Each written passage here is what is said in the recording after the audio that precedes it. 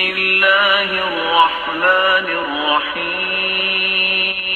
رسول اکرم صلی اللہ علیہ وآلہ وسلم نے فرمایا، جو بندہ گھر سے نکلتے ہوئے یہ لفظ بول دیتا ہے، بسم اللہ توکلت علی اللہ ولا حول ولا قوت الا باللہ، ایسے انسان کو کہا جاتا ہے حسبک قد ہدیت وکفیت ووقیت، میرے بندے تم ہدایت یافتہ بنا دیے گئے ہو، تجھے تیرا رب کافی ہو گیا ہے اور تجھے شیطان کے وسوسوں سے بچا لیا گیا ہے۔